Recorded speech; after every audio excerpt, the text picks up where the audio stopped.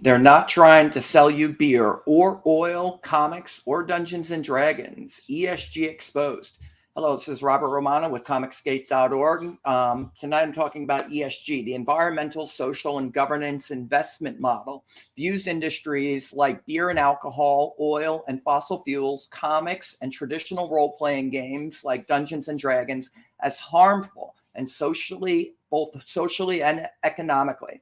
That's the dilemma. The push today is not for profit, but equity. So you either accept the agenda and buy the stuff that you don't want, or don't buy it at all, and the harmful industry dies. Either way, whether it pushes for inclusive Bud Light or other beer, net zero carbon emissions by oil companies, woke comics, and D&D without half races because they're allegedly inherently racist, ESG wins either way.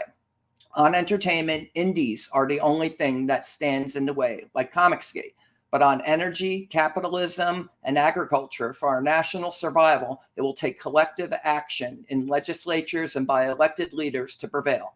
They're not trying to sell you beer or oil or comics again. In other words, it's supposed to suck.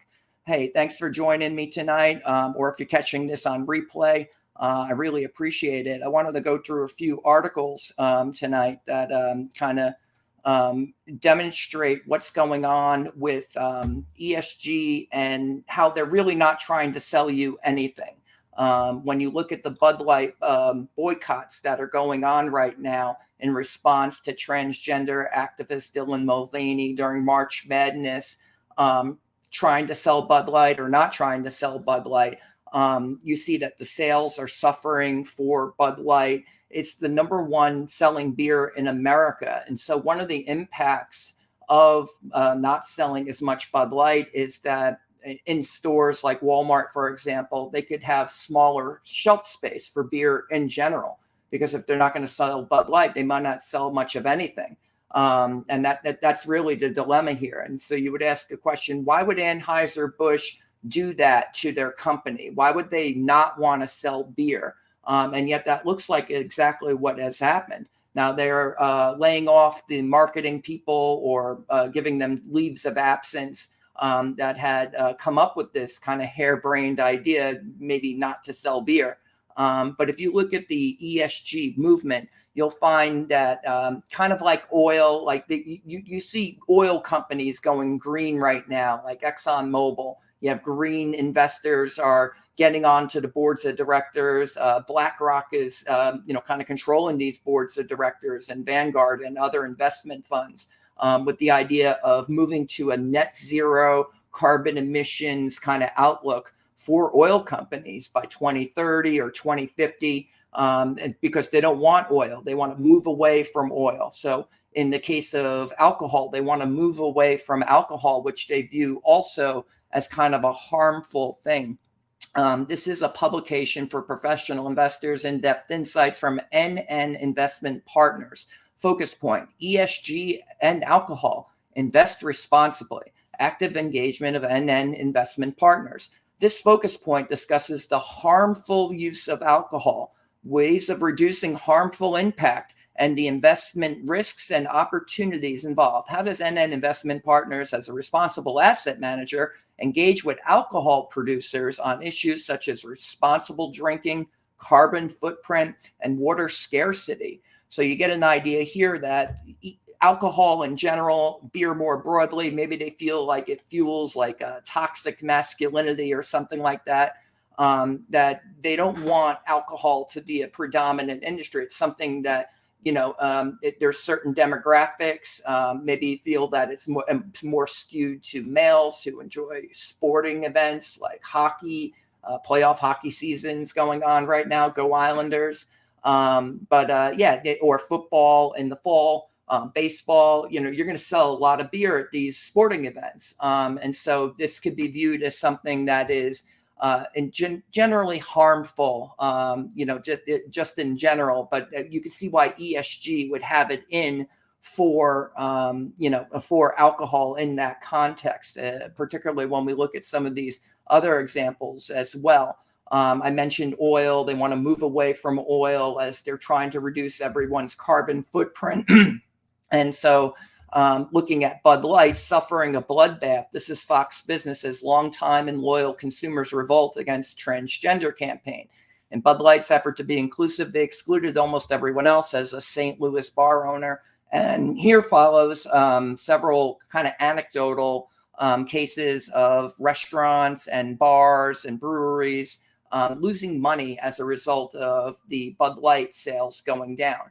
Consumers nationwide revolted against the nation's top-selling beer brand after it stepped recklessly into the culture wars last week with its new spokesperson, transgender TikTok star Dylan Mulvaney, according to bar owners and beer industry experts around the country. I quote, "I think society flexes its muscles sometimes and reminds manufacturers that the consumer is still in charge," Jeff Fitter, owner of Case and Bucks, a restaurant and sports bar in Barnhart, Missouri, told Fox Business. In Bud Light's effort to be inclusive, they excluded almost everyone else, including their traditional audience, said Fitter. He cited sports fans, working people, and women as loyal Bud Light consumers the brand suddenly excluded in its race to go woke. Bud Light maker Anheuser-Busch is headquartered in nearby St. Louis, but even Fitter's bar witnessed a catastrophic decrease in sales of the hometown suds among loyal and local consumers this week. Sales of Anheuser-Busch bottled products dropped 30% over the past week, while drought beer plummeted 50%, the owner said. Similar stories are found around the country. Bud Light normally outsells rival products Miller Lite and Coors Light 25-1 at Braintree Brewhouse in Massachusetts, a sprawling sports bar just outside Boston, but not this week. 80% of Bud Light drinkers ordered something else this week, Brewhouse owner Alex Caceres said, while 20% who did order Bud Light, quote, weren't on social media and hadn't heard yet about its new transgender pitch person. They didn't order it again, he said, after other patrons told them about the Bud Light marketing misfire. One pub in Hell's Kitchen, a New York City neighborhood, that's where Daredevil's from, known for its large and vocal gay community, reported that Bud Light draft sales dropped 58% this week, while Bud Light bottle sales were down 70%. Bud Light's decision to dive into the culture wars was a bad decision that defied virtually every rule in building brands and marketing, a national beer industry analyst told Fox Business. Cited a nightmare scenario for Bud Light sales reps in Texas, where the brand has for years sponsored a weekly dart league with 100 plus players each Thursday night. The bar typically sells through 3 kegs of Bud Light at the event, a total of 495 12-ounce pours. The bar sold only 4 12-ounce Bud Light bottles this week, however, as the dart players held a mass protest against their league sponsor. They've already done enough damage in 1 week to disrupt sales, years-long sales projections. A beer sales representative who works with national beer retailers such as Costco told Fox Business, "You don't just make up those sales. People are not going to drink twice as much Bud Light the following weekend to recover the lost business."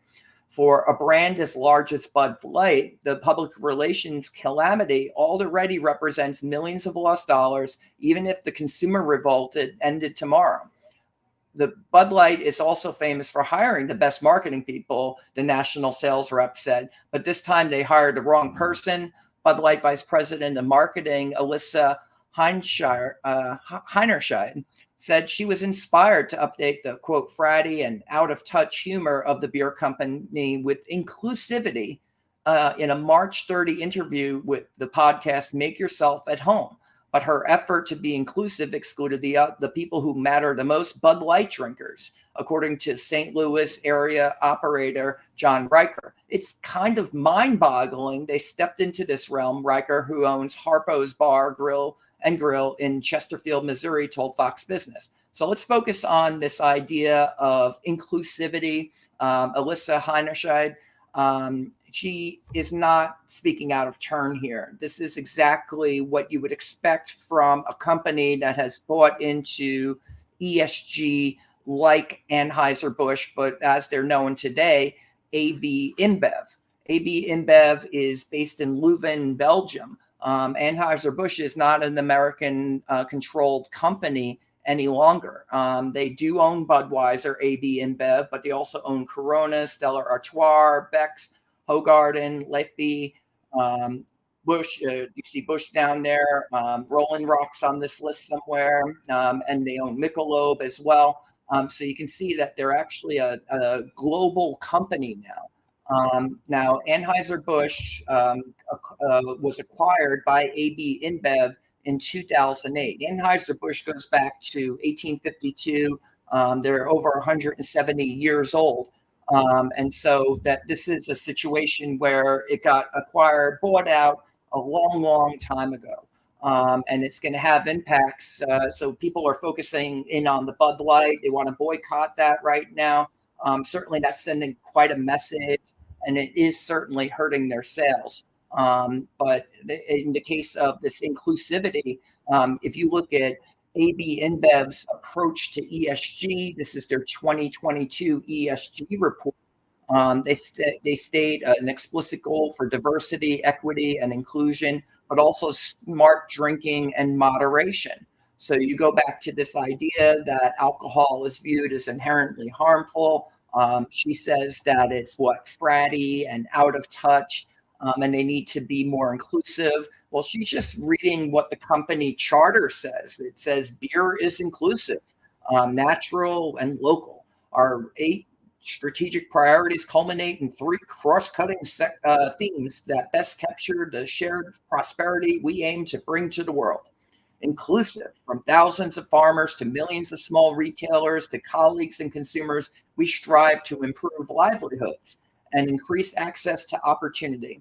Our inclusivity extends to our products. Going beyond an affordable and accessible category, we stand for better choices, which is why we promote moderation. They also promote, I mentioned, diversity, equity, and inclusion.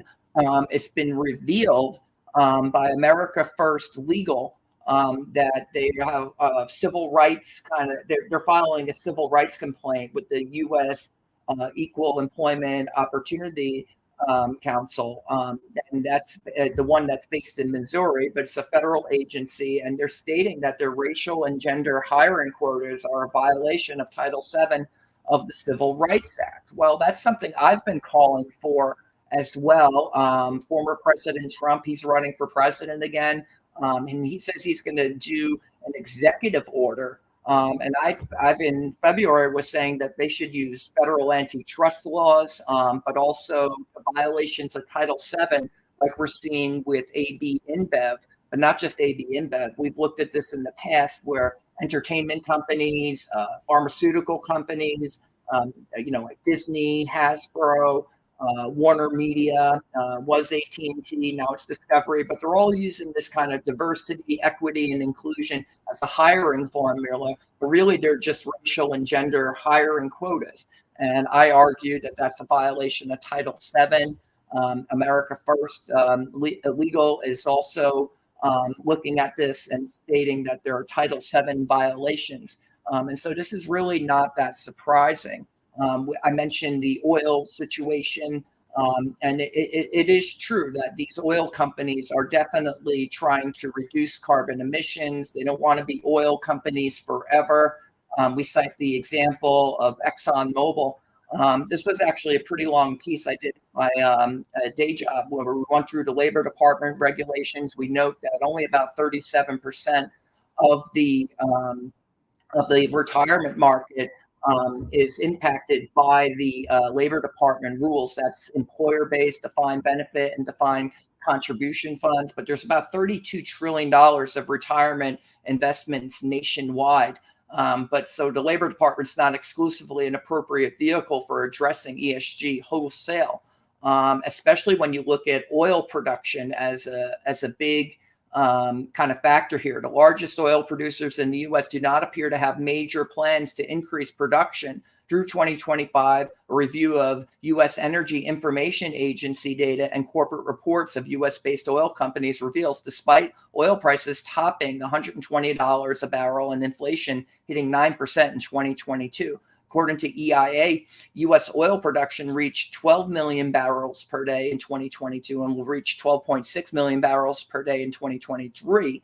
a return to pre-COVID levels, but that was in 2019. So it took from 2019 all the way to 2023 before we even get back to the level of production that we had prior to. And when you look at the long term, ExxonMobil, they're the largest oil producer in the country.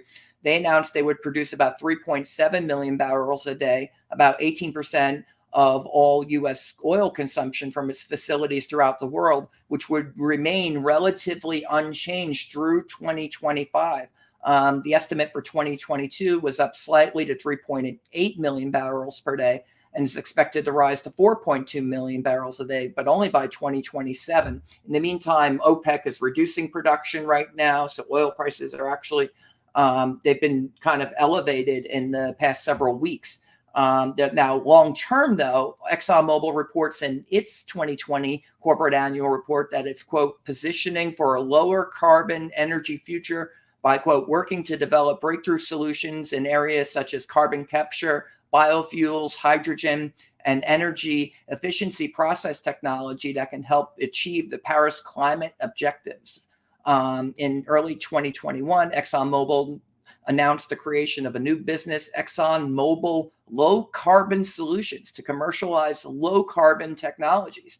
According to ExxonMobil President Neil Chapman, speaking on March 2, 2022 to investors, we will reduce the emissions in our existing operations, he said. We're aiming for net zero Scope 1 and Scope 2 emissions at our operated facilities by 2050. And in the U.S., Exxon's net zero plans will be attained on the Permian Basin by 2030.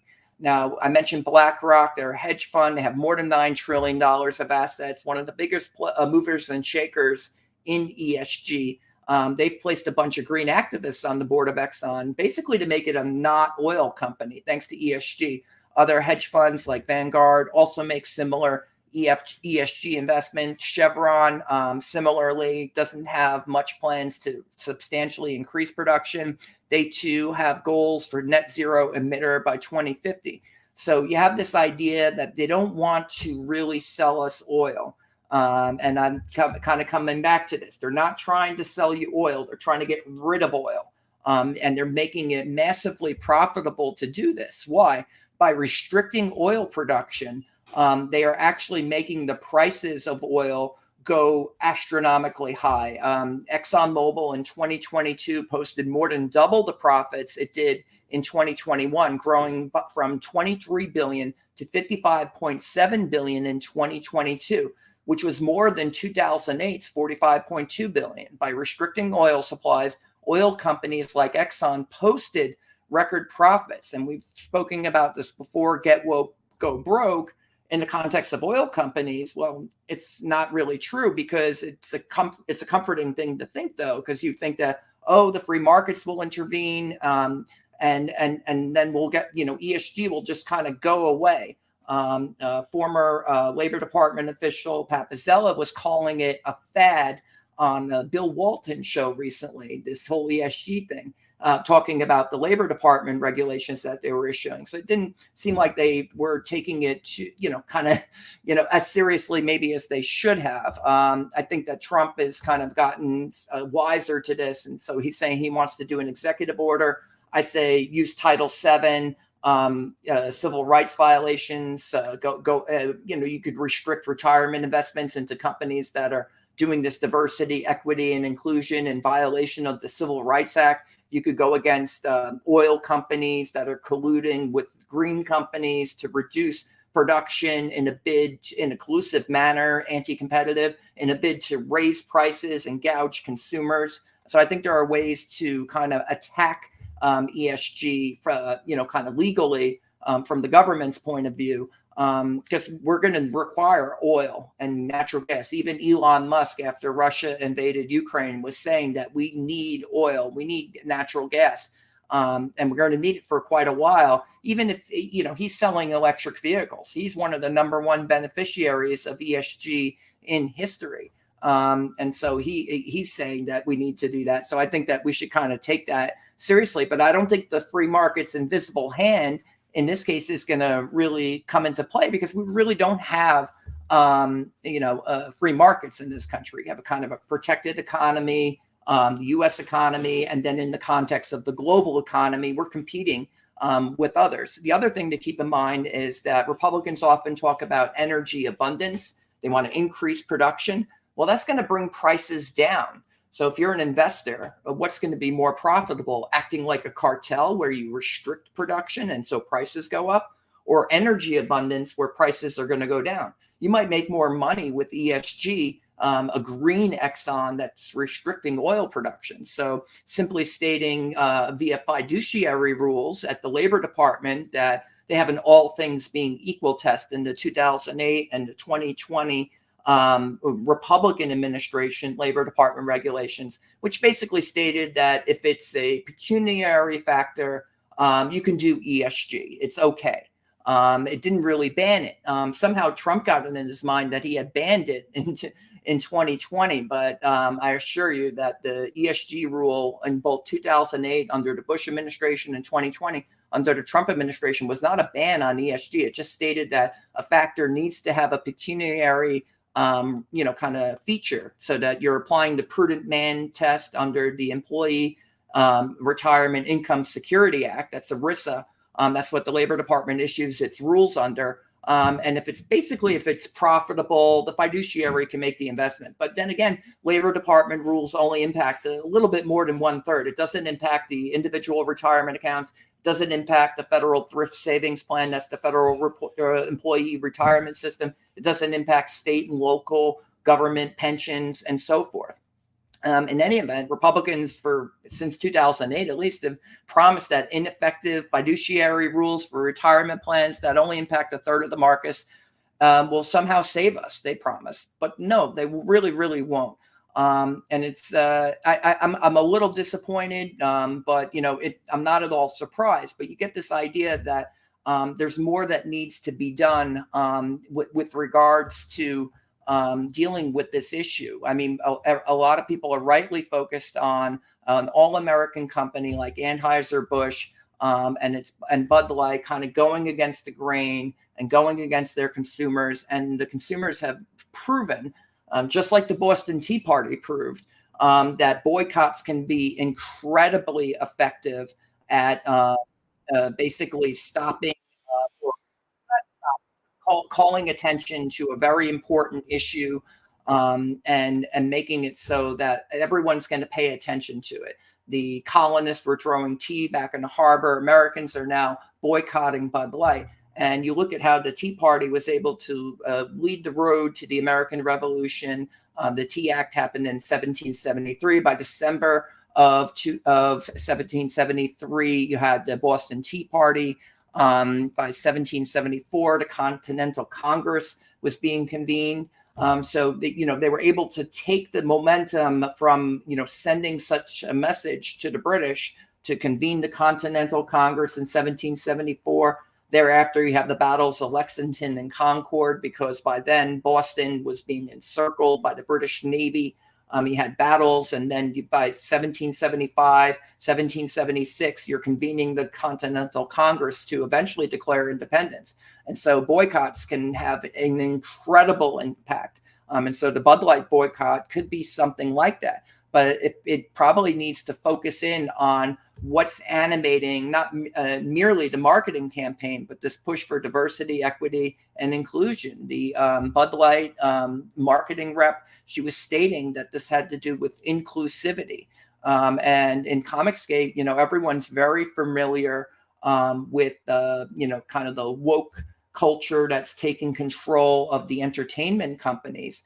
And it's not leading to bigger sales. DC, this is Daily Mail. DC cancels bisexual Superman publisher pull series about Kal-El's son coming out and fighting climate change deniers after 18 issues, as sales plummeted to just 34,000 last month. DC said that comic book series will end. That was in, I guess that was in December. The series, which came out in 2021, introduced the bisexual son of Clark Kent. Its first issue sold 68,000 copies, but recent sales have been less than 40,000. DC said that bisexual Superman will live on in the new title to come next year. So this idea that maybe it's supposed to suck, Maybe they're not trying to sell us comic books. Maybe they're not trying to sell us oil. Maybe they're not trying to sell us beer. I think that there's something to that. I think that they view the comic book genre as kind of a harmful, again, it's primarily a male audience, traditionally, historically. And so, if that high tea action and entertainment and, sexy ladies and, sexy men too, right? Sexy men, sexy ladies, fighting it out against the forces of evil. That can be very appealing to teenage boys and young men and even adult males. It's always been popular. More than about 2/3 or thereabouts of the market demographic tend to skew male, and across races too. So it's not as if there wasn't Black readers or Hispanic readers before Marvel and DC started really doing what we've identified as ESG, focusing in on these issues. I was like, oh, it needs to be more diverse. It needs to be more inclusive. We need more gay characters. Now it seems like there's way many more gay characters than ever, but it's not leading to more sales. And I think they're okay with that. I think they think that if they can just get rid of this, that would be fine too. So either you take their agenda and you buy the books, they'll still sell you these books, but only under the condition that it be woke, that it subscribe to their agenda. And if it doesn't make a profit, and then the industry goes down, I actually paid for a study last year from Grandview Research. This is comicsgate.org. Superhero and comic and graphic novel unit sales crashed 16.7 million in 2021. Manga up 29.9 million unit sales to 70% market share, Grandview Research report reveals. This has been corroborated by other reports that have come out since then. So I feel a lot more confident than I might have last year when this report came out, because Grandview Research, frankly, they botched it. They were citing the Comics Code Authority as a source. And I was like, what the hell, man? Once you got into the footnotes, and by then I'd already published it. So I was like, oh, maybe we shouldn't use this report. But since then, other reports have come out that have confirmed that comic book sales are way down. North American superhero sales are way down. So I want to go through a little bit of this data one more time. Superhero and genre comic book and graphic novel unit sales, once the cornerstone of American comic book industry in 2021 declined by 16.7 million, a 36% decrease. Latest data from Grandview Research and a report compiled from Book Trade Industry shows. In the meantime, English language Japanese manga sales exploded in the US by 29 million to 62 million, an 88% jump. These numbers are devastating to the American comic book industry, mostly for Marvel Comics and DC Comics, the largest American-based comic book and graphics novel producers. At least they used to be. As superhero comic and graphic novel revenue decreased by 270 million, a whopping 60% drop to just 194 million. All the while, Japanese-led manga revenue skyrocketed by more than 426 million, a 125% increase to 766 million now, increasing its unit sales market share to 55% and its revenue market share of both print and ebooks to 70% of the entire industry. You read that right. Manga sales now account for 70% of the American comic book industry. This was in 2021. So we're going to, I don't know about buying Grandview Research again. It's actually quite expensive, and they're only going to give you a statistical kind of projection of where they think the market is. So kind of grain of salt. This is a calculation. But you see economic reports like this all the time. And I think that you can look around and you'll find other confirming reports that show that U.S. Superhero sales are way down, manga sales are way up. Why is manga doing so well? Well, it caters to its audience. It probably doesn't hurt that there's cartoons running constantly on streaming channels, Funimation, on Netflix too. My son is personally enjoying One Piece. And because he enjoyed it on the anime so much, he went and got the omnibuses of that. He actually found it at his local school library. So popular is manga, it's getting into the local libraries of public schools. And so I think that it just goes to show that you can kill a market. And certainly, the boycott and what Comicsgate represents, people have stopped buying comic books. But I think Marvel and DC are okay with that.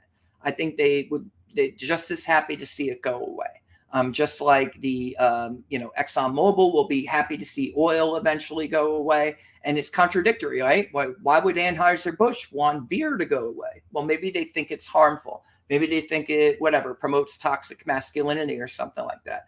Recently, ISOM creator Eric July, whose Ripperverse brand of comics has broken the all-time, well, he says it's not crowdfunding, but online sales record, I don't know, ranked more than 2.8 million sales in a week, expressed doubts about industry sales after a similar report from Comicron and ICV2 only included revenue data, but not unit sales. There are no unit sales in that report, July noted on Twitter, July 5th. This was last year. As it turns out, July's informed skepticism was well warranted. Here was his full quote.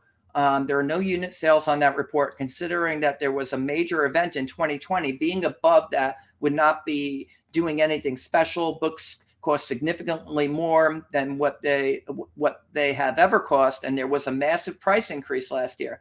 There's no narrative. He was responding to someone who said, oh, that's just a narrative. Well, no, it's not a narrative. Just a year ago in 2020, superhero comic sales stood at 46% market share on unit sales and 49% market share of revenue. Now, just 1 year later, again, this was in 2021, superheroes are just 26% market share and 18% for market share for unit sales and 18% market share for revenue. That makes 2021 the worst year for traditional old school American comic book industry in modern history, if not all time. And it reminds you of that scene in Frank Miller's Dark Knight Returns when Superman gets nuked by a hydrogen bomb. 2021 was that bad for the American comic book industry. So now can the change be permanent? If Grandview's to be believed, the report suggested that manga will continue to hold a commanding lead all the way through the rest of this decade with a 70% market share. So they're not expecting American comic books to catch up, and maybe they don't want to. The report goes on. Again, I've expressed my disappointment in some of the sourcing that they used for their report, but again, it's been corroborated by other reports that have since come out. But these aren't the only examples of companies or industries that are trying to destroy themselves. Franchiside is what I like to call it. They want to destroy their own brands. Why would they want to do that? Why would you want to destroy your own brand? Well, ESG would. ESG is identifying harmful industries, and then they infiltrate those industries, and then they're going to either sell you woke crap, or you're just going to say, I don't want it. And then either way they win. That kind of sucks to think about, but it kind of is the way it is. In Dungeons and Dragons, we've seen a very similar take. We've looked at Hasbro. They have ESG included in their corporate charter as well, diversity, equity, and inclusion. This was Kyle Brink, Wizards of the Coast executive producer, stating on a live stream with Dungeons and Dragons players, but I think it was 3 Black Halflings. He said, quote, there's been mistakes made in years past where people assumed that players were all, white dudes in a basement, which has been a faulty assumption for a lot of years and gets more and more false every day. And so in my viewpoint, honestly, guys like me can't leave soon enough from this hobby. And he's pointing to his white face, basically saying that, Dungeons and Dragons players, it's just a bunch of white dudes in the basement. There's too many white people playing Dungeons and Dragons. I love Dungeons and Dragons, Forgotten Realms, Dragonlance, campaign settings, the novels particularly. I grew up reading those novels. I loved the SSI games. We didn't have gaming groups on Long Island, or at least where I was in the 1980s and 1990s. So, if you wanted to play D&D, you would play it on the computer. Later people would play like Baldur's Gate, but I liked Curse of the Azure Bonds and Pool of Radiance, and even Hillsfar was kind of cool, arcade style there. But you see that Dungeons and Dragons is very much moving in this kind of woke direction. And the new edition, the so-called 1D&D that's coming out, Dungeons and Dragons reworks half species due to, quote, inherent racism. What the heck is this about? This is Alec Mullins from Dexerto. Dungeons and Dragons is always evolving game, and Wizards of the Coast has now made changes to half species due to, quote, inherent racism behind the concept. Half species are a staple in the D&D world, but Wizards has decided that their current labeling has no place in the future of the game. While different race combinations will remain in the game, the classification around them in the next player's handbook will reflect a more thoughtful and inclusive approach. This change was announced some time ago, but it is now a hot topic as rules designer Jeremy Crawford expanded on the thought process behind the change at the recent D&D Summit event. Frankly, he said, quote, comfortable and haven't been for years with any of the options that start with, quote, half. The half construction is inherently racist, so we simply aren't going to include it in the new player's handbook, he elaborated. And so I think when you couple it with the kind of thoughts from Kyle Brink, you get the idea that Wizards of the Coast doesn't like Dungeons and Dragons, the classic versions of it, Advanced Dungeons and Dragons. They don't like it.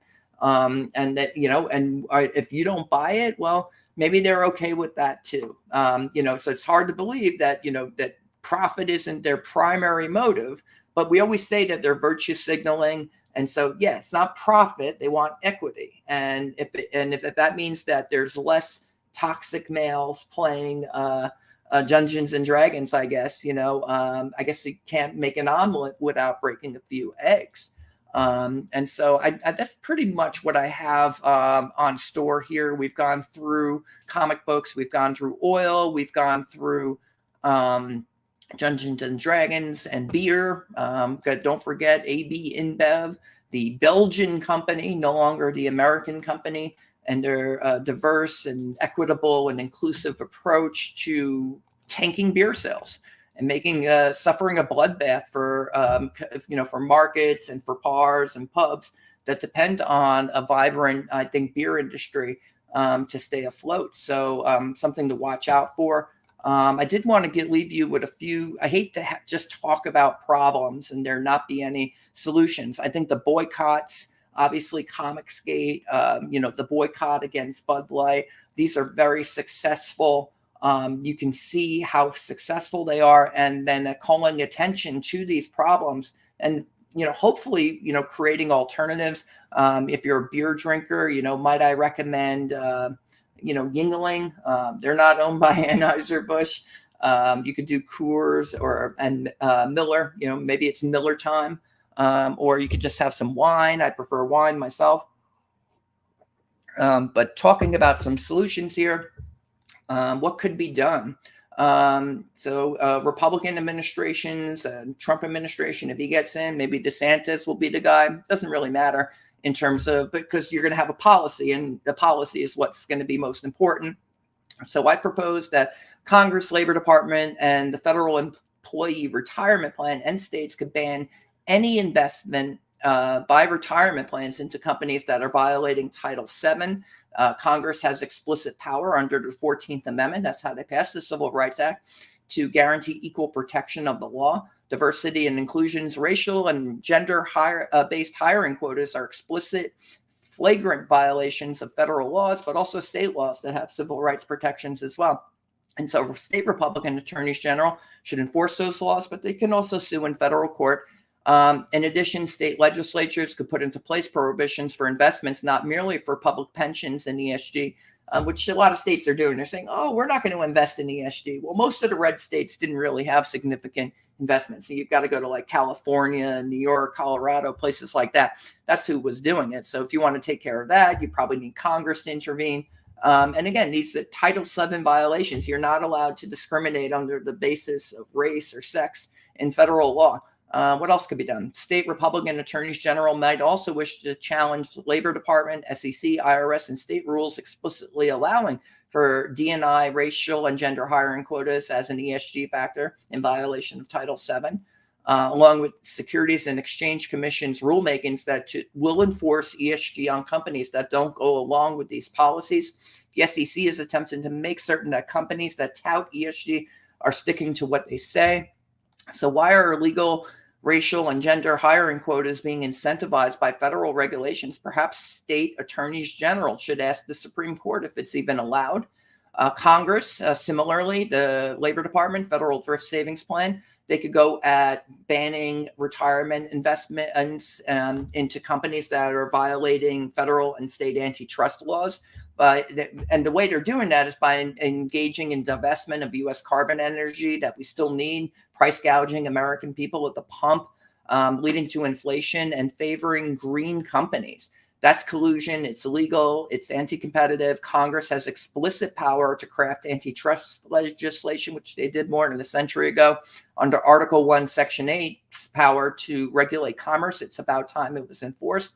And Congress has absolute power to raise taxes. So tax deferment under 401ks, individual retirement accounts, IRAs, et cetera, pensions, you can defer that and then you'll pay it when you retire. You could just get rid of tax deference for any retirement investments that are violating Title VII of Civil Rights Act or antitrust laws. And, basically the investment model or the business model, I should say, of BlackRock, Vanguard, especially with the IRAs, I think it would go away. And you would see it would be a massive upheaval. It'd be very destabilizing, not going to lie. This is a pretty radical proposal. Which is why, probably Republicans won't consider it too seriously. But you never know. A future president also and state governors can issue executive orders executing the above suggestions in their relevant jurisdictions by barring government and private retirement funds from investing in companies that brag about violating federal, state antitrust and civil rights laws. It's quite simple. ESG violates federal and state antitrust and civil rights laws. It's time to enforce the law. No more excuses and no more wishful thinking. Does not matter what Republicans' past failures, it's one of my peeves on this issue have been. What matters is what we do about it now. Yes, ban it, Mr. President. Trump saying he wants to do an executive order, then ban it. We'll ban it for good this time. And Congress and state Republican governors, they should do it too before it's too late. And so that's pretty much all I've got for the discussion. This is Robert Romano with comicsgate.org. Hit that subscribe button, ring the bell for notifications, and share this video. Thank you so much for watching this, and have a good day.